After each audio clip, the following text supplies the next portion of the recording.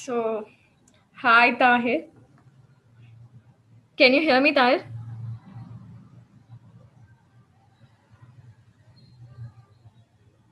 Tahir, can you hear me? Can you hear me? Am I audible to you? Yeah.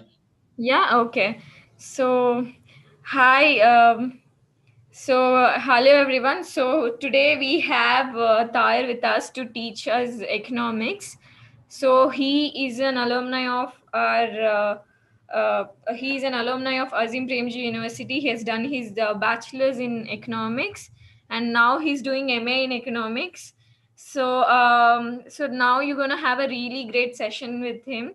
So, like, if you have any questions from yesterday's session or after his session, you can talk. You can ask him questions from yesterday and today. So, Tahir, I'll be telling you, like, in between, if you can stop at any topic. Like, any of the content that you want to stop and clarify about the questions, just do let me know. So I'll just note down all the questions and then can tell you so that you can answer them.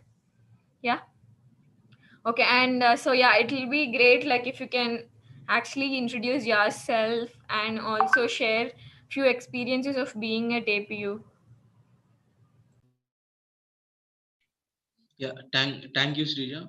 Um, so as Srija said, I'm Taher. I finished my undergraduate in economics at APU, and I'm doing my masters at APU itself right now. Um, so I think yesterday you guys had a great session with Madhuri, where she explained about the descriptive writing part of the entrance exam for BA Economics at APU. Uh, I've seen that she have gone through the sample paper that's provided on website, and she explained great detail about it. So what I'll be doing today, it's more like an extension to where Madhuri left yesterday. So I'll more or less I'll be reviewing the example and that's provided. Then I'll provide couple of more examples. Then I'll try to give general suggestions about the focusing on descriptive part. Srija, can you enable share screen? So, do you want to share? So, I'll make you a host, or do you want me to? Um, Yeah, okay, just so make me co-host or give yeah, me. you are a co-host. Co-host now. Yeah, Okay. yeah.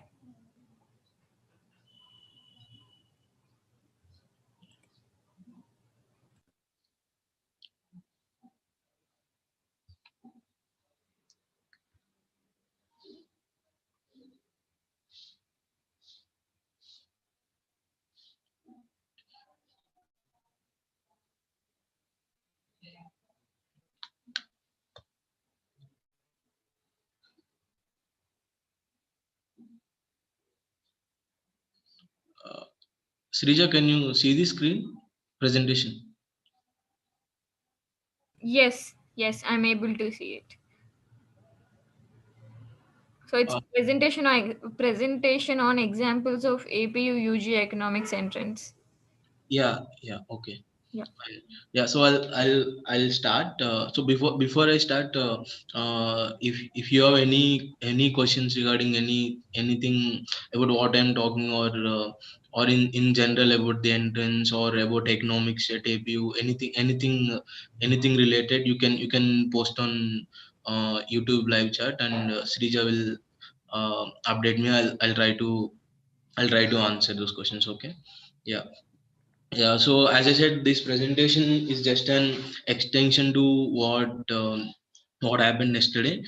Um, Presentation on examples for AP entrance, UG economics entrance. So first of all I'll be reviewing yesterday's sample question that Madhuri has already explained, just to make sure that all of you have understood what's happening there in the descriptive part. Then I'll extend the See, I'll try to extend the same flavor by providing two more examples.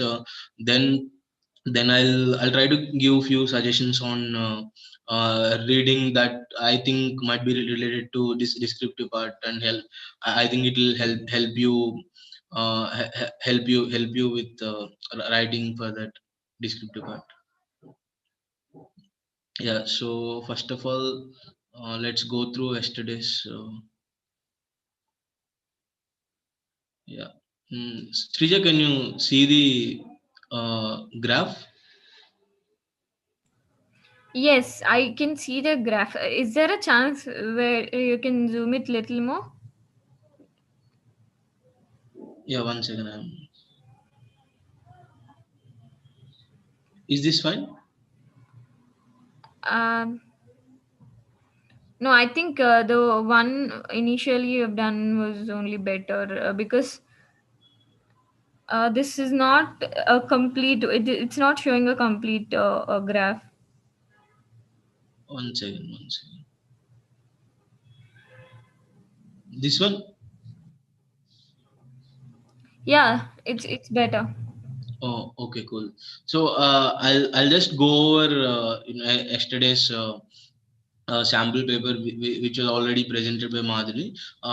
So as I go over those three questions, please uh,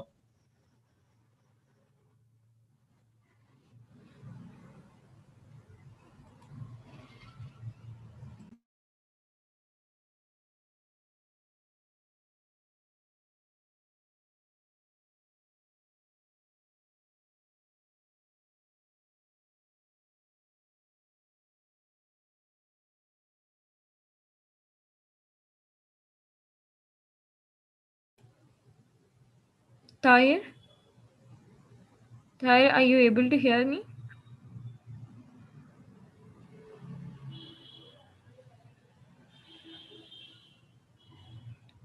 Um, Tahir, we couldn't we are not able to see you, hear you.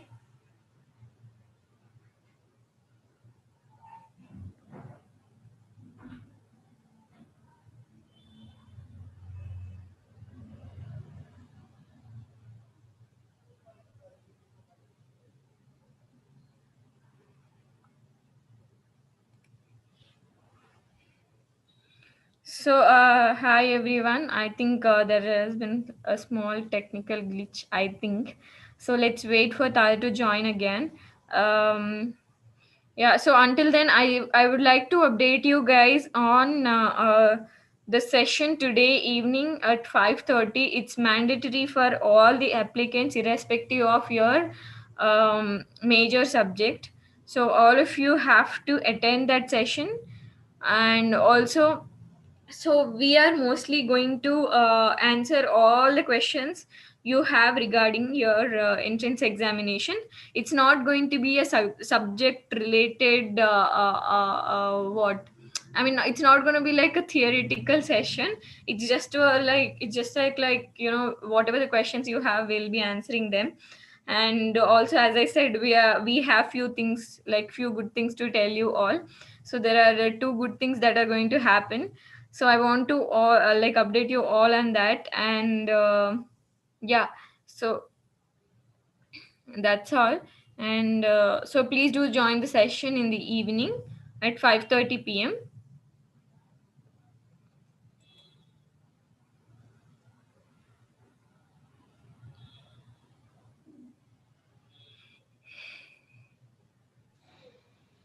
Yes, Tahir, can you hear me?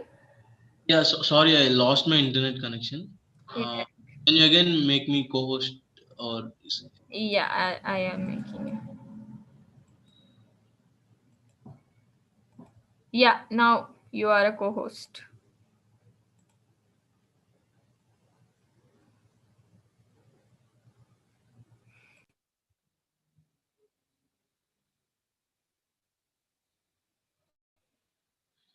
Yeah, so sorry about that. Yeah, let's try to understand what's happening here. So basically, it says the figure above is from State of Working India report in 2018. It depicts the share of men and women in different income brackets. Yeah. So it's basically a graph where the income is divided into baskets, like less than 5,000, 5 to 7,000, 7,500 to 10,000. And we're trying to see like the percentage of men and women in respective brackets. So it's the way to look at is like, if there are 100 women, how many of them are like earning less than 5,000, and 5,000 to 7,500 and respectively. And the same goes for men, and those are the percentages for both male and female. uh, yeah, so that's all about the graph. It should be clear just by looking at the graph and trying to understand it. And State of Working India is an annual report on employment, unemployment, and other relevant issues, prepared by Center for Sustainable Employment, which is part of APU.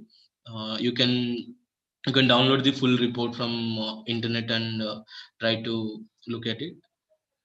Then let's see what are the questions being asked here. The majority of the population earns less than 7,500 a month. Is this statement true or false? Explain your answer. So less than 7,500 means we will have to look at the first two brackets, less than 5,000 and 5,000 to Uh, 7,000. Tahir, 1 second. I'm sorry to interrupt you. Yeah. So they're asking you to increase the screen little bit. Is this better? Yeah, this works, I think. Yeah. Yeah. So the question at hand is there's a statement which says the majority of the population earns less than 7,500 a month. Is this statement true or false? Explain your answer. So let's see what the graph is saying. First of all, less than 7,500 means we have to look at the first two brackets, which is less than 5,000 and 5,001 to 7,000 rupees per month. Yeah, if you look at there, um, around 71% of women and 13% of female are belong to these brackets, which sums up to around 84%. And for men, below 5,000 they are 42%, and under 5,000 to 7,500 bracket they're 24%, which sums up to around 66%. So from this it is very clear that the majority of the population earns less than 7,000 a month. So is it true or false? There's only one right answer, which is true. And explain your answer. You can explain by saying that if you look at these two brackets, these are the percentages, and if we add up, they sum up to this much. So therefore it is obvious that it is true that uh, majority of the population earns less than 7,000 a month. Yeah, that's all about first question. And if you go to second question, if the Indian population was 1 billion people, how many women would be earning more than 10,000? Explain your answer. Okay. Mhm. Yeah, just I'll read the question one second so that you understand. If the Indian population was 1 billion people, how many women would be earning more than 10,000 rupees? Explain your answer. Yeah.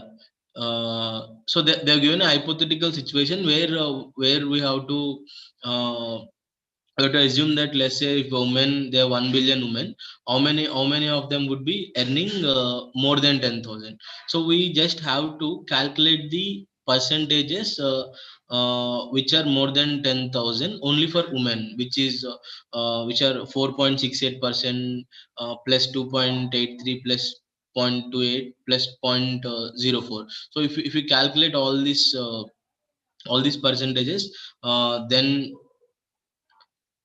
then then you can get at the uh, exact exact number of women who are earning less than who are earning more than 10,000. And yeah, it's a simple calculation. Madhuri has shown you yesterday. So you can refer to that video. Then the third question: provide three reasons that you think the share of men, provide three reasons that you think the share of men in higher income brackets is higher. Yeah, so let's look at the graph. Yeah, the share of men higher income brackets generally refer to the brackets as are on the right hand of the graph. Yeah, it's very clear that yeah, share of men is higher than women. Yeah, so this is not a question like a first question or second question. They're different. They have like answers which you can look at the graph and answer, but this is more like a descriptive answer where you have to answer that question based on like what you think about it. Why are men earning higher income? The proportion of men are higher in higher brackets of income.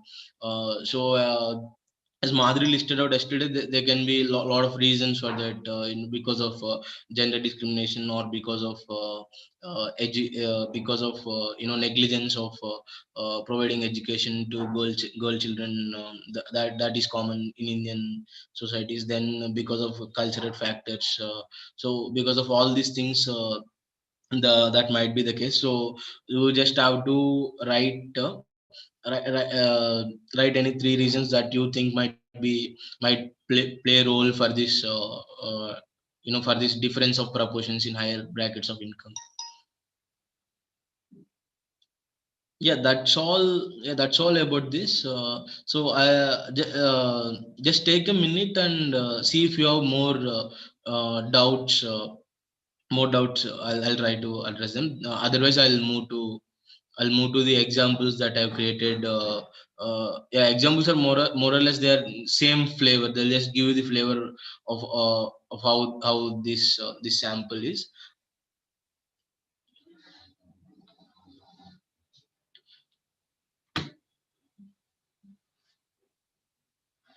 Srija, are there any questions on this?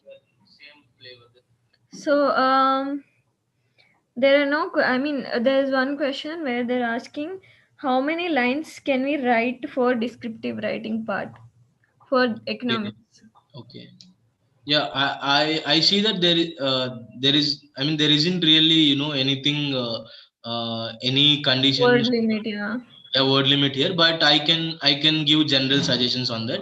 So for example, if you take first two questions, they're pretty straightforward. You can just write, yeah, it's true that the majority of the population and less than 7,500. That's one sentence. Then you can explain your answer, which means you can just write, if you look at the first two brackets, of 5,000 and 5,001 to 7,500, we can see that the sum of proportion of female female is around 84 and men is around 66. Therefore it is clear that the majority of the population is less than 5,000. So nothing, you don't have to write anything more than this. You just have to write what they're asking. Again, the second question, I think it's more, uh, I think it's more in terms of we have to do calculation and just tell the number of women. That even that is straightforward. And coming to third part, um, I think I think it will be nice if you are like as clear as possible. You One thing is, you don't have to write very extensive answers, but whatever you are writing, it should be very clear. Like, I could say, for instance, I could write like this. I think these are the three main reasons that are holding back women not to enter in the higher brackets of income. One, in Indian society, there are lot of women, generally in the households. Women take the burden of all household chores. Therefore, they might be losing the chance to work in labor market. And at two, mm,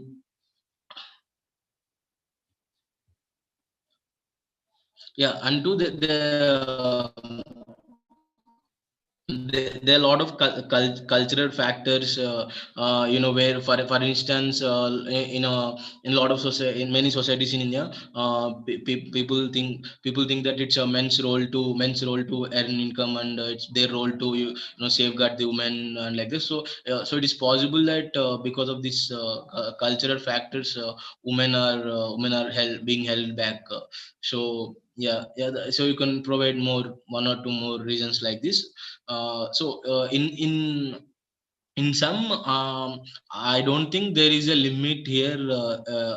I don't think that should be the concern. Rather, the concern should be how you are writing, how clear is your writing. I think that should be the concern.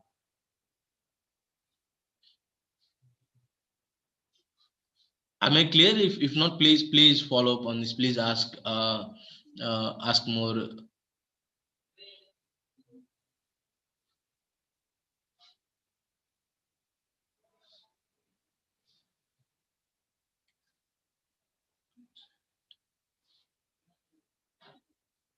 Srija, should I move ahead?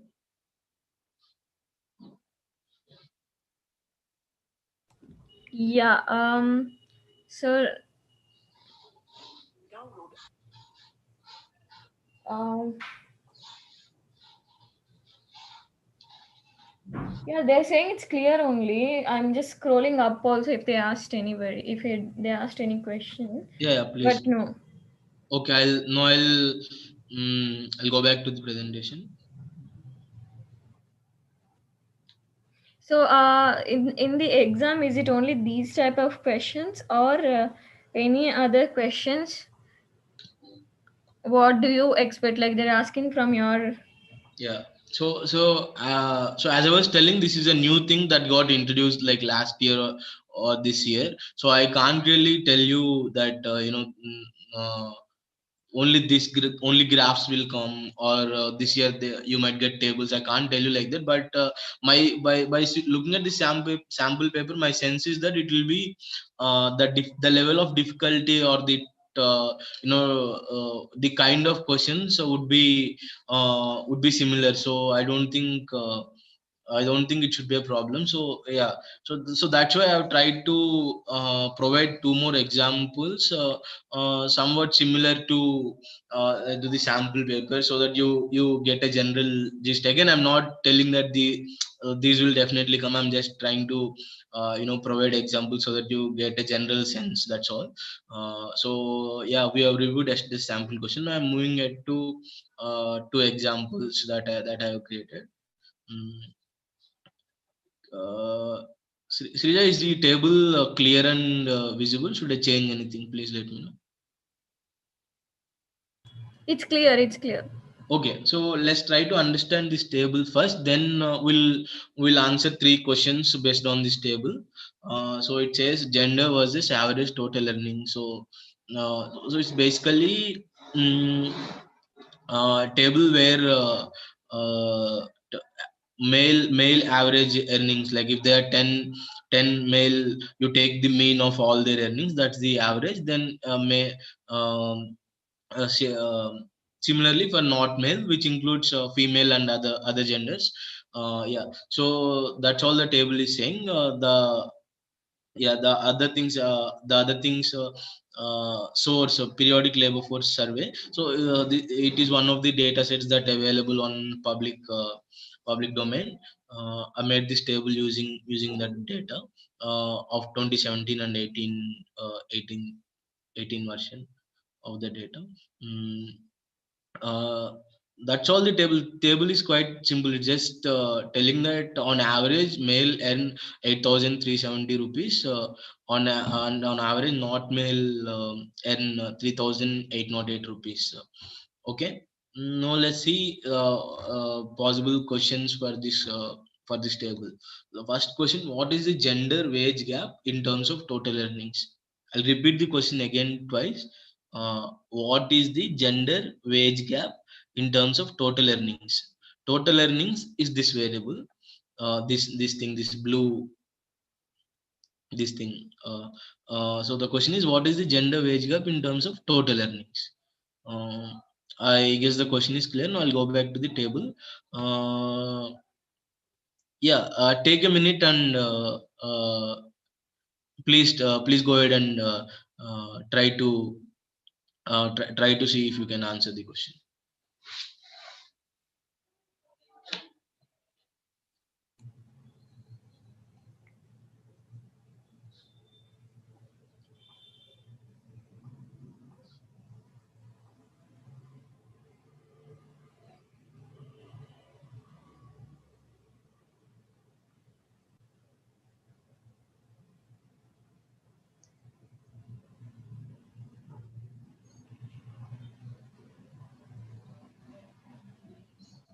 Um, there are no questions. I mean, they're not responding for now. Yeah, okay. I'll just wait for 30 more seconds and I'll proceed. Yeah. I'll just come back.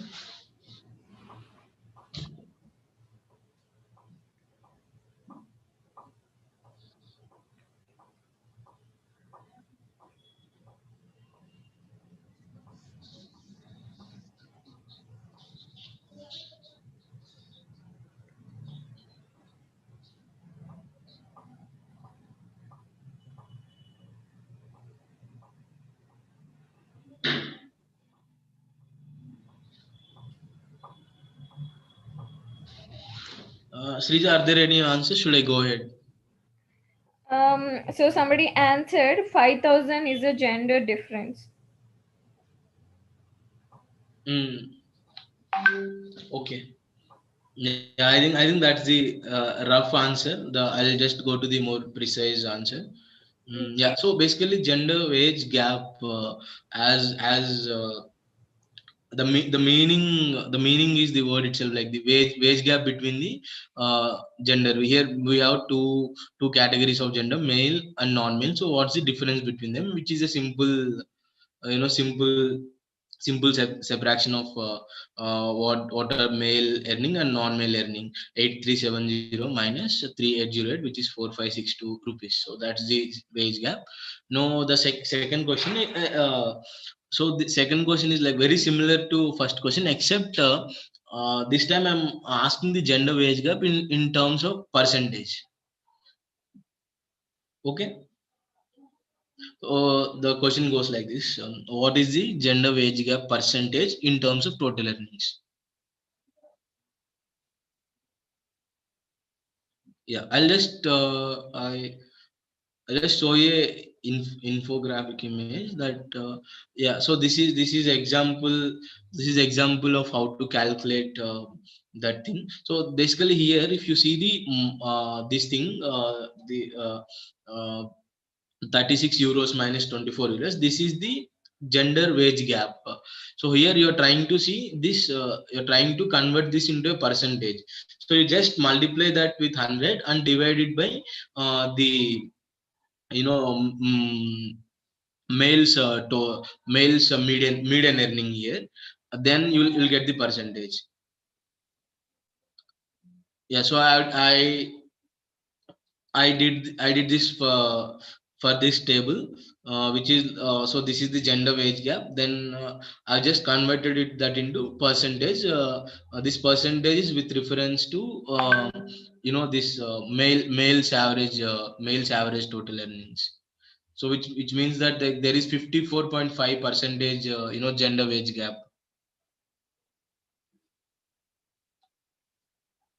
Yeah, Yeah, few of them are responding, saying 55 percentage. Yeah.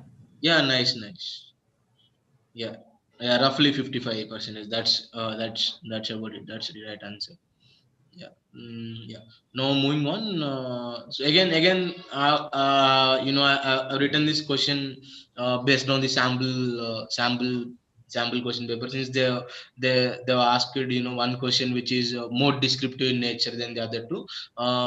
So this question goes like this: what are the factors that contribute to the gender wage gap in India? So here you can clearly see gender wage gap in the table. So I am So the question is, what are the factors that contribute to gender wage gap in India? So the answer will be similar to what Madhuri was telling yesterday, and what it's very similar to that question, in the sense that it's about gender and earnings. So the answer will be pretty much more or less the same, and you should bring your you should write what you think. I think sometimes it will be it will be good if you can if you can uh, uh, if you can say something in general, then bring in your experience, like what you have seen in your home or generally outside. You can bring in those, and write the answer in a good way. Yeah, so that's all about the about this table. I'll just go one second so that you'll be clear. So this is a table from this data set called periodic labor force survey. I'm just seeing how much male and non-male cat are earning. So clearly there is a difference. So I'm just asking, what is the difference in both the So, in so they're saying it is because of the low literacy rate. Yeah, that could be, that could be one possible answer. More generally, rather than literacy, one could say education. One could say education. Yeah, that could be one answer. Yeah. So you should be able to also think about other factors that might lead to this persistence of gender wage gap. Okay. Yeah. Yeah, no, I'll move ahead to the second example. So again, this I didn't make this graph. I've taken this graph from CSE, where Center for Sustainable Employment, from where actually the graph is taken for the sample question as well. So let me explain this graph. So this is this graph is made from data which was collected I think during lockdown or after lockdown, via phone surveys, to understand the impact of COVID-19 on different groups of people. So from the data here we have, where this data is about farmers, and it is simply depicting the percentage of farmers those who are able to sell their harvest, or not able to sell their harvest, or not able to at least harvest the crop. Yeah, that's all. So if you observe here, n equal to 331, I'm not sure if you guys know this, but in any graph, if there is n equal to 331, that means that the sample of this graph is 331, which is that there we are talking about 331 farmers in this graph. Okay. Yeah, so these are the categories, and the categories are on first category were unable to sell. So 15% of 331 people were unable to. They responded to the question that they're not able to sell. Then respectively 37% were unable to harvest. So then 37 around 37% sold at reduced prices. So then we have last category where 12% of the farmers 12% of farmers were here, this 331 respondents, so sold at regular or higher prices. So that's all about the graph. So I didn't mm, so I have only two questions in for this graph, and the first question is, how many farmers were able to sell their harvest at regular or higher price? So I'll repeat the question: how many farmers were able to sell their harvest at regular or higher price? I hope the question is clear. I'll go back to graph. So basically, the this question is like similar to one in the sample paper, except I'm not asking the percentage. The percentage is already given. I'm asking the actual number. So the question is, how many farmers sold their harvest at regular or higher price? I'll wait for a minute. Uh, you guys take a shot and leave the answer and uh, chat.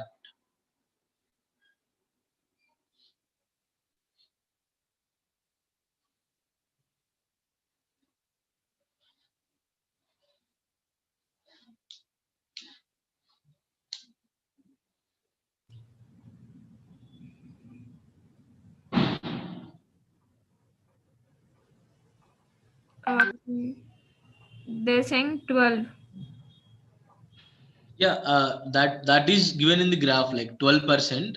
Uh, so the question is 15. no, the question is how many farmers? How many farmers? So that's not. Yeah, 12% is definitely right. Yeah, I should have written the question more clearly. So what I meant is how many farmers in exact number, not in terms of percentage. So the percentage is already given, and the total number is given. So you have to mm, you have to convert this 12% into actual number. So which is essentially 12. What is the actual number for 12% of 331?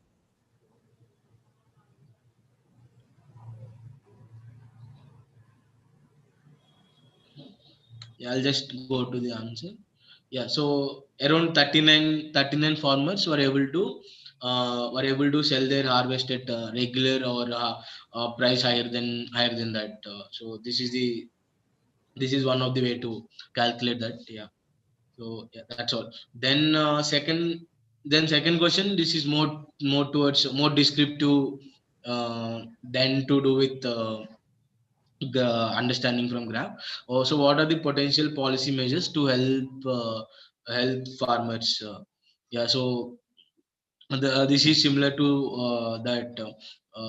The third, what are the factors that contribute to gender gap in India?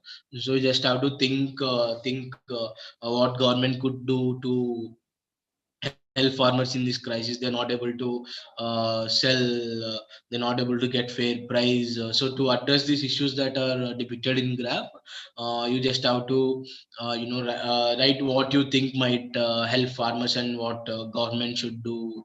uh, yeah, all those things. For instance, I can say that uh, um, the farmers should be provided with warehouses, community warehouses where they can store their produce if they are not able to sell, so that they can sell it a later point in time when there are good prices.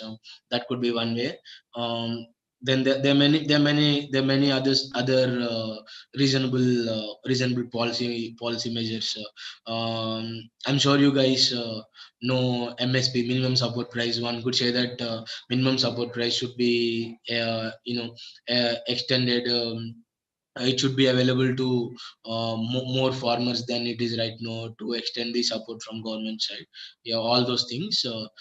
So it is really, there's no really right or wrong answer. It is really about how, what you are suggesting, and how clear are you in terms of arguing why that should be the why that should be the measure. So that's all about it. There's no right or wrong answer here. It's totally how you're thinking, how you're trying to analytically answer that question, how you're trying to approach that question. So that's all. No, I have finished the part where I have provided examples. Now I'll try to talk for a couple of more minutes by providing general suggestions. So as I said to this question, there's not really right or wrong answer. Yeah, But they're saying 39. Government should buy crop from farmers with higher cost. that's one of the reasonable thing. Lot of specialists suggest that the MSP government is providing is very low, and government should actually increase it. Yeah, that's a good one. Yeah, you have to write this kind of answers and explain why do you think Those are the things, but at the same time it should be as clear as possible, as precise, and as brief as possible. It shouldn't be your answer shouldn't be all over the place and very unclear. It shouldn't be like this. You write something, then you read to yourself. Sometimes you might think, you might not understand what you're writing. It happens to me a lot of times. You'll write something, then you read it again, it might not make sense to you. So in writing these kind of questions, it's important that you think and organize your thoughts, and try to write in such a way that it is as clear as possible. Yeah, so to help with this thing, I thought I would make some general suggestions. um, yeah, so if you can see this page, I've written opinion and editorial page: Hindu, Economic Time, Mint, etc., etc. Yeah, so I think in the light of this descriptive writing skill, I thought this could be good exercise for the entrance, or even in general, if you're studying economics or not, especially if you're going forward and going to study economics. I think this would be a good exercise to improve your descriptive writing skills and other things as well. So if you don't know this thing, so there are this lot of the times, people write this pieces called oped. There will be this section called oped in almost every newspapers, magazines. Yeah, so what it is generally is there is something happening. So as an author, you're expressing your views and opinions about it. For instance, if you just go to Google and type three farm bills, Hindu, three farm bills, Economic Times or Mint, you'll definitely find opinion pieces there. Different kind of people, activists or economists or journalists, arguing what they think and what should government do, all that stuff.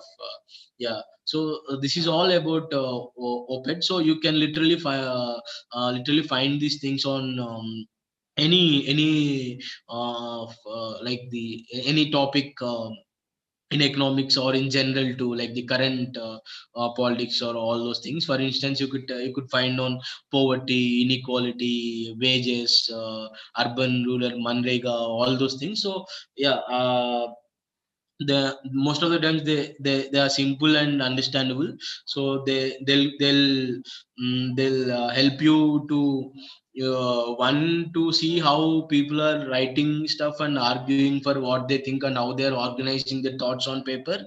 And at the same time, they'll also give you a general sense of what's happening. Like for instance, if you read on three these recent farm bills, you'll understand how the experts are thinking about it, and what they're thinking, what they're suggesting. At the same time, you'll also learn how to write, how to argue for what they're thinking and what they're believing. So yeah, so these are some resources I've written here: Hindu, Economic Time, Mint. At the same time, you can download the CSC report as well. It would be more economics than a general piece would have. It would be related to employment and other relevant factors. Yeah, otherwise there are many other sources as well. You can just find opinion pieces and read them. Try to understand how they are writing. Maybe you could also um, practice by seeing, once after reading, you could write yourself similar arguments, and see if you're making sense. Yeah, I'll just share you couple of examples that I've just pulled them out of the internet and saved on these tabs. I'll just show you. Yeah, Srija, can you see the op-ed, the New York Times, from New York Times?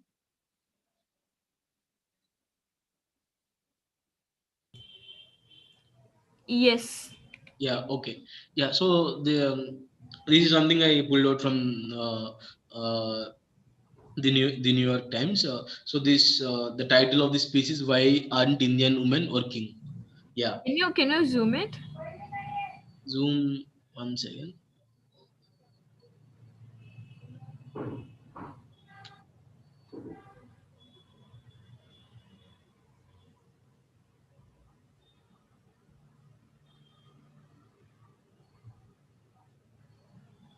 That's okay. I mean, I think that's okay because many of they're not saying anything. I think they're also be like, I think they're able to see it. Okay, okay, sure. Yeah, I mean, I just pulled it out to show as an example. I'm not really going to do anything about it, so it's fine. So this is about why aren't Indian women working? So, yeah. So this piece is about how many people, how many like the proportion of women in labor force, like in market. The percentage of people work in market have been declining. So this piece is about understand, try to understand like what might be the reasons behind it.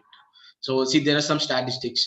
The Indian economy grew at an average of 7% between 2004 and 2011.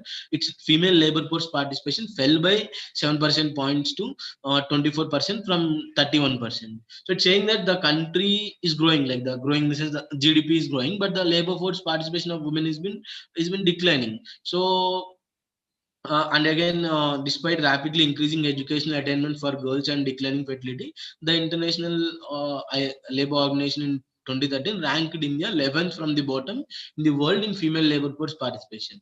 So, in this paragraph, they're trying to put forth that the GDP is increasing, but labor force participation of women, like which simply means that out of 100 women, how many women are actually working in labor market, like in offices and all that paid work, not unpaid work, where women also work in home, all that stuff, but that's not, they're talking about labor force participation, like in the market for paid work, for wages, for salary. So education levels are increasing, but GDP is increasing, but labor force participation is declining.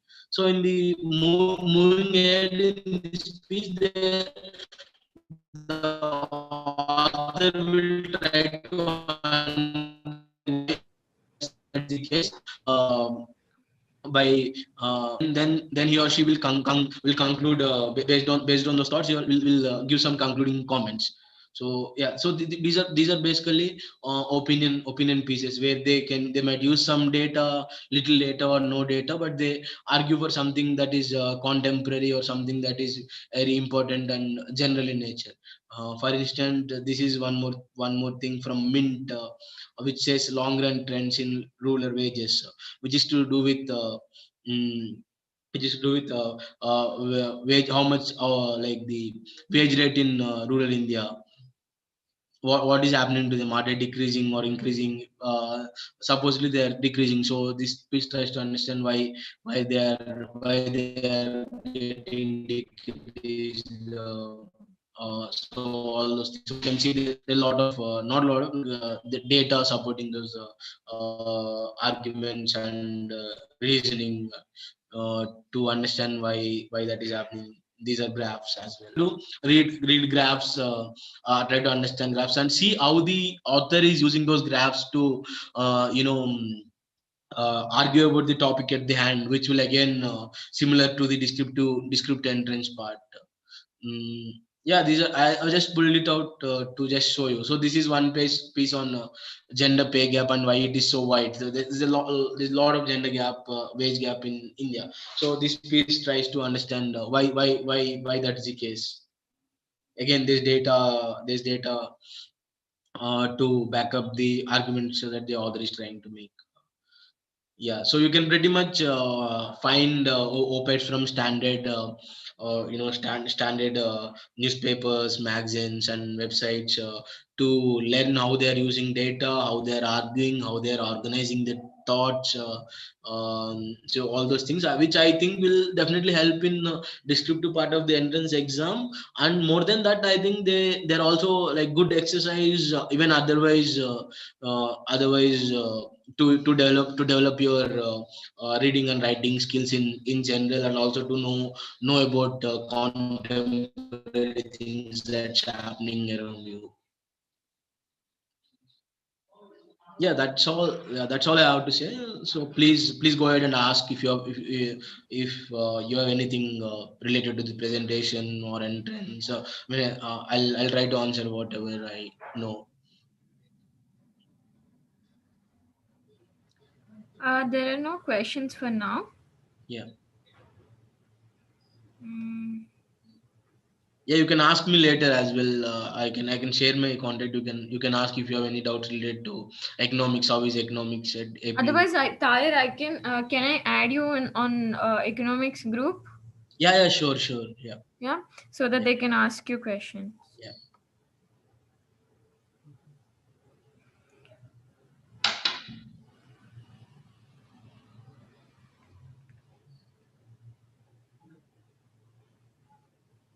Yeah, I didn't really speak about how is economics at APU. I think I'll just speak for 1 or 2 minutes. Meanwhile, please think and put in the chat box if you have any questions.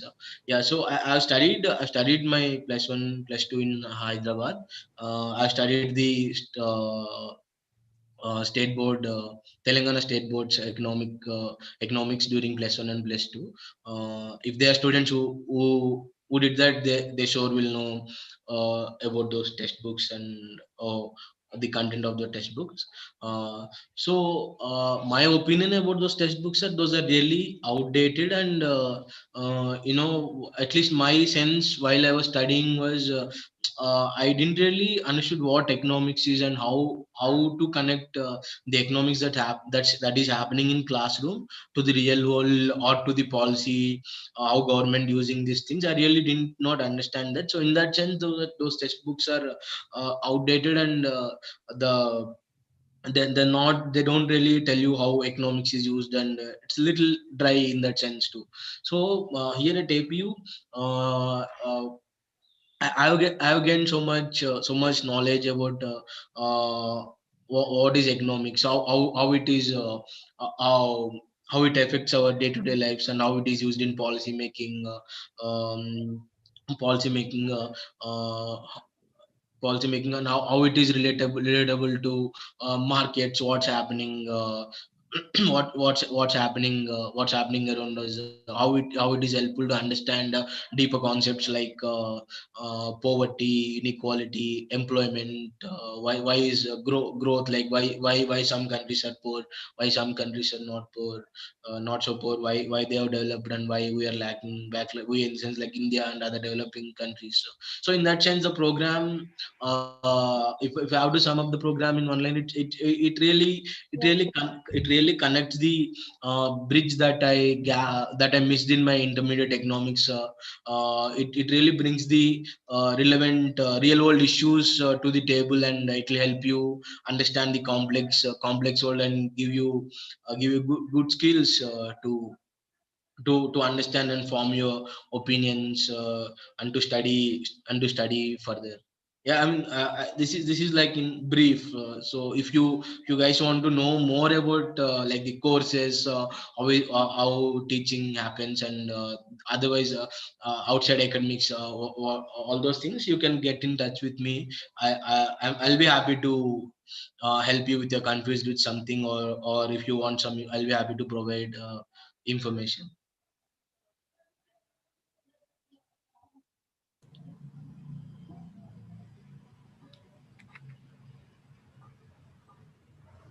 So, yeah, I think they're clear about what you spoke.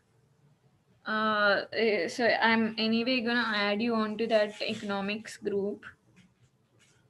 So yeah, if they have any questions, I think they can get back to you there. Yeah, yeah. Um, I think we can end the session. Do you have anything else to say? Yeah, nothing. Thank you all for joining. Yeah, thank you. I mean, on a very short notice, you just came and did this, and thank you so much, Tyre, for this. Yeah, no problem. Yeah, so guys, if you have any doubts, please do get back to him. And also, so yeah, please do join for the session at 5:30. Thank you, everyone. Thank you, Tyre. Bye, everyone. Yeah.